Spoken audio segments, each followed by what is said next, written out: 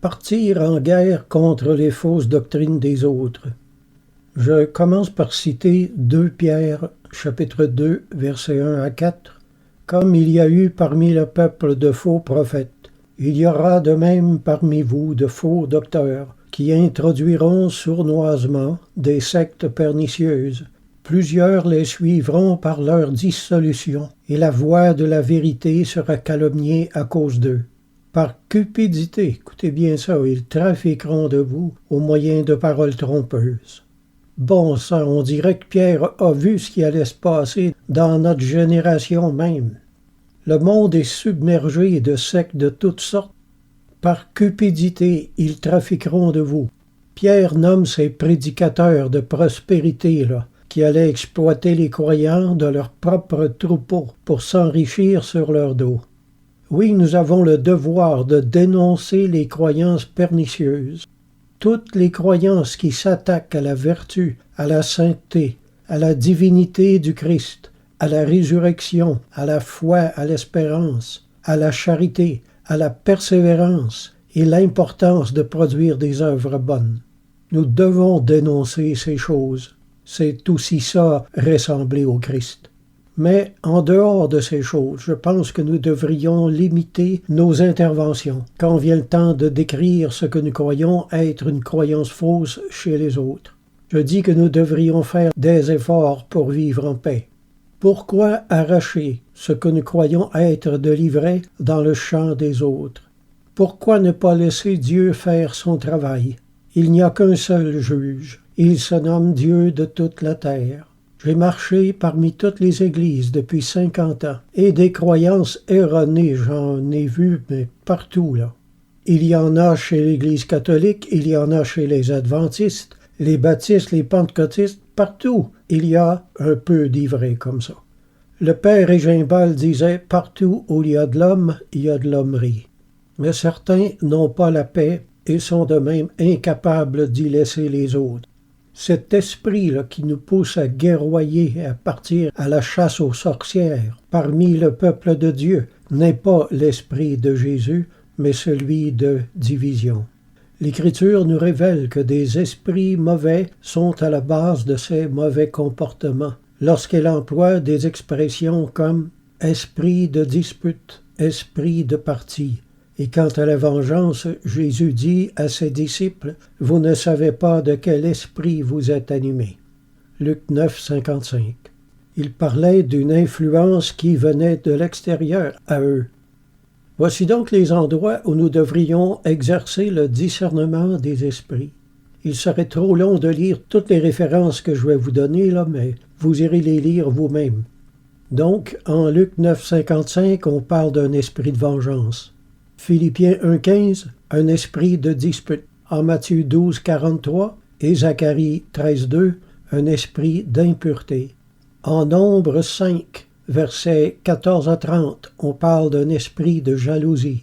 En Juge 9, 23, un esprit de division. En 1 Roi, chapitre 22, versets 19 à 22, on parle d'un esprit de mensonge. En Romains 8,15, on parle d'un esprit de servitude. 1 Timothée 4,1, un esprit séducteur. Romains 11,8, un esprit d'assoupissement. 2 Timothée 1,7, esprit de timidité. En Osée 4,12 et 5,4, on parle d'un esprit de prostitution. En Deutéronome 31,27, un esprit de rébellion. Acte 19, 16, un esprit de violence. 1 Corinthiens 12, versets 2, 3, un esprit de fausse prophétie. Apocalypse 16, 14, esprit de miracle. Jacques 2, 4, esprit de mépris. Jean 12, 2 et 26 et 27, un esprit de trahison. Éphésiens 4, 26, 27, esprit de colère. Philippiens 2, 3, esprit de parti, etc.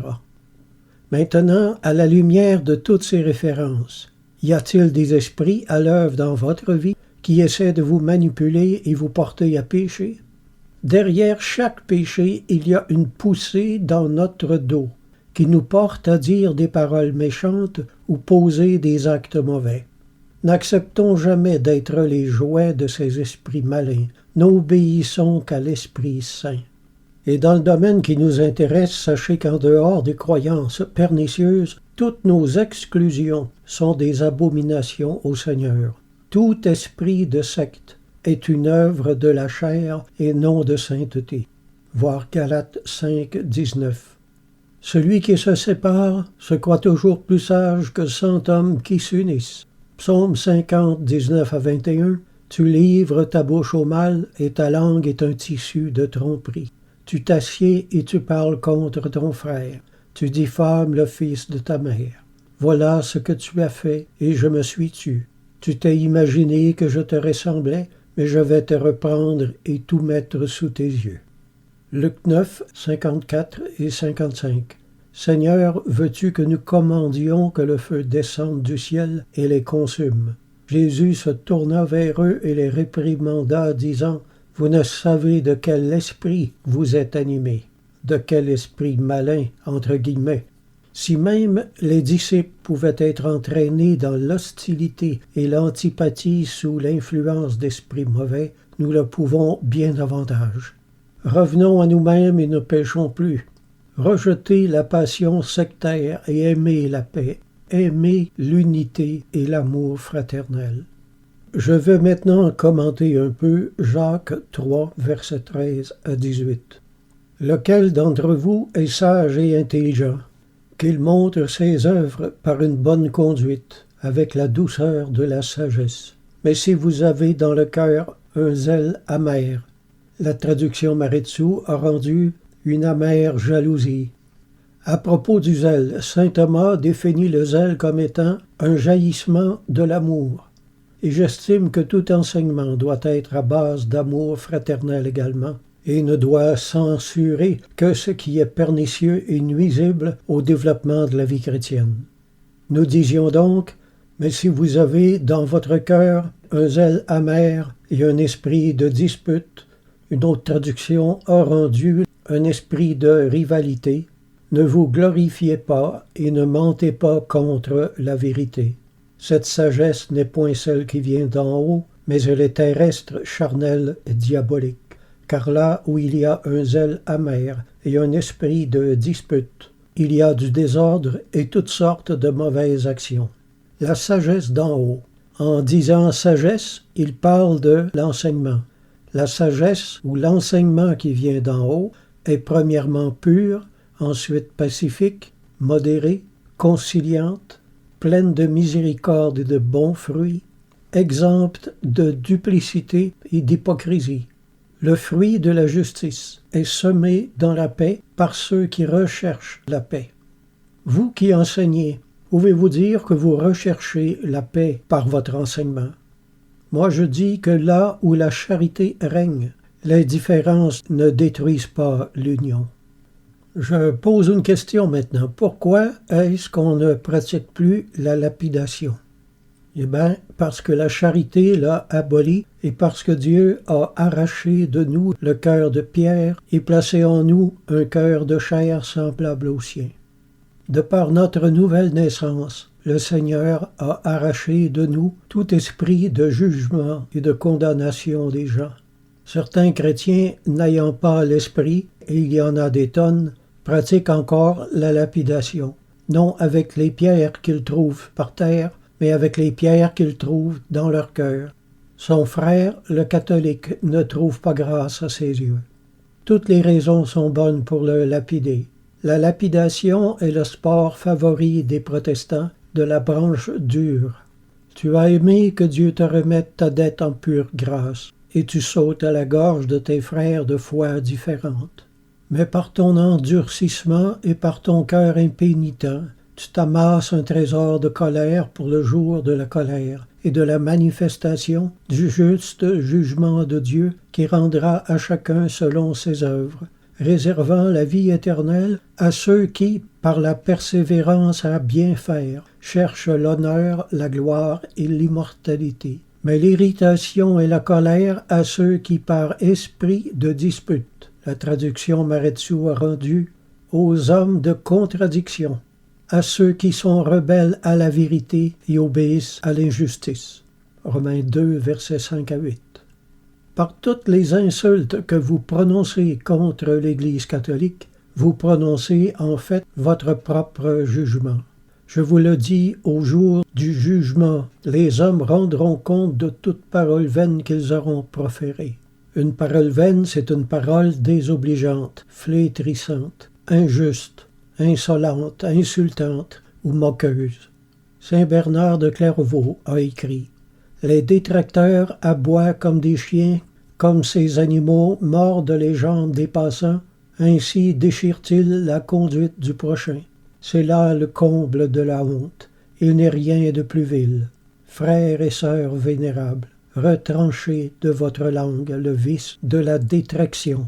Ne rongez pas la vie des autres, ne la blâmez pas, ne la déchirez pas. Quand vous mordez l'un de vos frères, reprochez-vous vos péchés. Les détracteurs ne posséderont pas le royaume de Dieu. » Fin de citation. Car par tes paroles tu seras justifié et par tes paroles tu seras condamné. Matthieu 12, 36 et 37. Sainte Marie Euphrasie a écrit « Nous semons pour l'éternité à chaque instant. » Si, ayant l'apparence d'un agneau, vous parlez comme un dragon, vous n'avez pas l'âme sauvée. Ce sont nos cœurs qui seront mis en observation, ce sont nos actes qui nous jugeront. Ce sont nos propres paroles qui s'élèveront contre nous ou pour nous. Tout ce que nous aurons dit en secret dans nos chambres ou du haut de la chair sera révélé et servira de pièce à conviction, soit pour notre perte ou notre salut. Nous parlons en mal des autres parce que nous pensons trop de bien de nous-mêmes. La bonne opinion que nous avons de nous-mêmes apparaît par la mauvaise opinion que nous avons des autres. Si le Christ n'a pas détruit la haute opinion que vous avez de vous-même, c'est que son esprit n'habite pas en vous. Vous n'êtes qu'un chrétien religieux, mais vous ne l'êtes pas à l'intérieur. Le père de Lamennais a écrit « Ne nous étonnons pas de tant de rigueur, tout est sérieux dans la vie humaine, dont chaque moment peut avoir de formidables conséquences. » C'est le but de la vie humaine, de la vie sur terre, hein? Révéler au Seigneur qui nous sommes réellement. Si je peux faire ici un commentaire, les zélotes ne manquent pas de descendants de nos jours chez les protestants intégristes. Les sectes sont des foyers de division. Ils ne connaissent pas la largeur de l'amour de Christ, Éphésiens 3,18, et ne veulent pas la connaître non plus. Ils ne connaissent que la dimension de leurs œillères. Le mot œillère désigne au sens propre les pièces de cuir placées de chaque côté de la tête d'un cheval pour l'empêcher de regarder sur les côtés. Au sens figuré, il décrit une attitude mentale où quelqu'un refuse de voir autre chose que son propre point de vue. On dit alors qu'une personne a des œillères lorsqu'elle manque d'ouverture, ignore des informations importantes ou reste enfermée dans une vision limitée. J'en connais des troupeaux entiers, moi, des comme ça.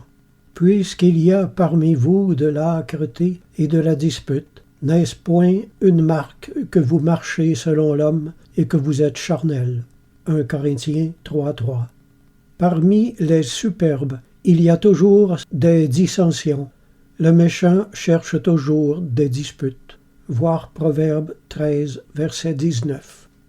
Si quelqu'un se croit religieux et ne retient pas sa langue, il trompe son cœur et sa religion est vaine. Jacques 1, 26. Retenez votre langue et vous serez vraiment religieux, vraiment chrétien, parce que sans cette précaution, vous ne le serez pas. La langue que ne retient aucun frein scandalise les hommes. Que veut dire pour vous le verset suivant? Ne discutez pas sur les opinions. Romains 14, 1. Pour moi, il signifie que les disputes de mots qui en sont engendrées ne valent pas de briser la paix et l'unité entre les croyants. Combien de chrétiens évangéliques contreviennent à la prescription de l'apôtre? Même une simple discussion débutée dans la paix et le respect se termine presque toujours par quelques blessures.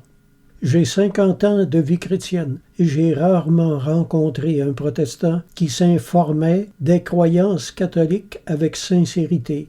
La plupart posaient des questions non pour avoir un échange fraternel, mais pour trouver à contredire et nous prendre au piège. C'est la copie conforme de la manière dont les pharisiens argumentaient avec Jésus.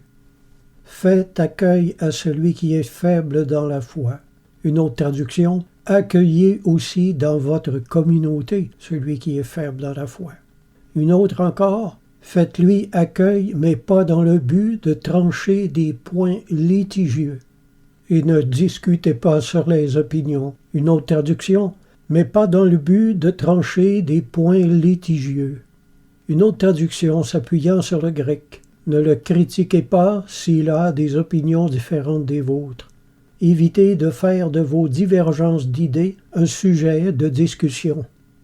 Paul écrit encore ailleurs, « Repousse les discussions folles et inutiles, sachant qu'elles font naître des querelles. Or il ne faut pas qu'un serviteur du Seigneur ait des querelles. Il doit au contraire avoir de la condescendance pour tous, propre à enseigner et doué de patience. » 2 Timothée 2, versets 23 et 24. La langue portée à la discussion est pleine de venin, mes amis. Si on ne la châtie pas, elle causera la ruine de ses voisins. Fuyez les dénigreurs. Semblables à des vipères, ils versent un poison dans les oreilles de ceux qui les écoutent. Qui es-tu, toi qui juges un serviteur d'autrui? La traduction Moffat a rendu « qui critique un serviteur d'autrui ». Romains 14,4. Nous n'avons le droit de juger que ce qui nous appartient et non ce qui appartient à un autre. Jugez les gens qui sont dans votre Église et non ceux qui appartiennent à une autre. Bossuet a écrit « Ne jugez pas celui dont vous n'êtes pas le juge ». Parlons un peu de la personne du méchant. Il est intéressant de voir certaines descriptions d'un cœur méchant dans la Bible. Celui qui calomnie en secret son prochain, je l'anéantirai. Celui qui a des regards hautains et un cœur enflé, je ne le supporterai pas. Psaume 101, verset 5. Celui qui dissimule la haine a des lèvres menteuses, et celui qui répand la calomnie est un insensé. Proverbe 10, 18. Car c'est du dedans, c'est du cœur des hommes que sortent la calomnie et l'orgueil. Marc 7, 21, 22. Car c'est du cœur que viennent les faux témoignages et les calomnies. Matthieu 15, 19. Moi, là, après avoir bien étudié ce que croit l'Église catholique, après avoir lu leurs livres, j'ai été fort étonné de réaliser à quel point les protestants accusent les catholiques de croire ceci, de croire ça, alors que c'est archi faux. Jérémie 6, 28. Ils sont tous des rebelles, des calomniateurs, de l'airain et du fer. Ils sont tous corrompus. La calomnie est donc le signe d'un cœur endurci et corrompu. Ne mentez pas sur le dos de votre prochain catholique. Allez aux sources. Prenez un catéchisme et allez voir directement dans leur littérature ce qu'ils croient ou ne croient pas vraiment, là, avant de dire n'importe quoi, là. Il est une race qui se croit pure et qui n'est pas lavée de sa souillure. Il est une race dont les yeux sont hautains et les paupières élevées. Il est une race dont les dents sont des glaives et les mâchoires des couteaux. Proverbe 30, versets 12 et 13. La personne du bon maintenant, le bon et le juste. Il est également intéressant de voir certaines descriptions dans la Bible. Celui qui marche dans l'intégrité, c'est-à-dire la qualité de la vie privée, qui pratique la justice et qui dit la vérité selon son cœur. Il ne calomnie point avec sa langue, il ne fait point de mal à son semblable, il ne jette point l'opprobre sur son prochain. Psaume 15, versets 2 et 3. On t'a fait connaître, ô homme, ce qui est bien, et ce que l'Éternel demande de toi, c'est que tu pratiques la justice, que tu aimes la miséricorde et que tu marches humblement avec ton Dieu. Michée 6, 8. Nous nous fatiguons à travailler de nos propres mains. Injuriés, nous bénissons. Persécutés, nous supportons. Calomniés, nous parlons avec bonté. 1 Corinthiens 4, 12 et 13. C'est exactement la réaction que l'Église catholique a devant les injures des protestants. N'attristez pas le Saint-Esprit de Dieu, que toute calomnie et toute espèce de méchanceté disparaissent du milieu de vous. Éphésiens 4, versets 30-31.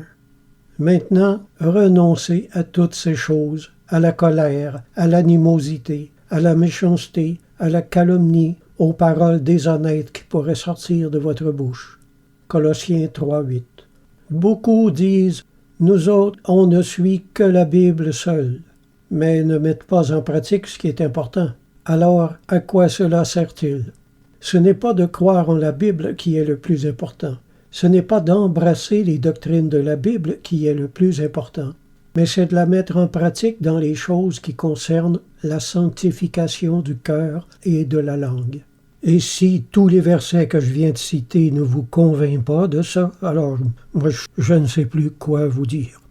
En conclusion, les sectes de toutes les natures existeront toujours, mais Dieu travaillera toujours à l'unité du corps de Christ. Nous verrons à la fin qui gagnera la bataille. L'humain chrétien, encore charnel de par sa nature mesquine et resserrée, oublie rapidement ce qui a été derrière lui, ne voit pas loin dans l'avenir non plus, et par-dessus tout, il est incapable d'élever son esprit et de transcender quoi que ce soit. Nous n'avons pas seulement besoin d'une révélation du plan de Dieu pour son Église, nous avons désespérément besoin d'une révélation du plan de Dieu pour son Église. Et ce plan est clairement décrit dans les Écritures. Alors n'allez pas inventer toutes sortes de choses. N'élevons pas des murs là où Dieu n'en a pas élevé. Dans toutes les églises, il y aura toujours des doctrines erronées. Mais Dieu ne s'en scandalise pas. Dieu aime ses enfants malgré leurs erreurs doctrinales. Nous devons agir de même et avoir ce même cœur. Soyez donc parfaits comme votre Père céleste est parfait. Le Père Jean-Nicolas Groulx a écrit « L'orgueil seul nous empêche de bien vivre les uns avec les autres. » Amen.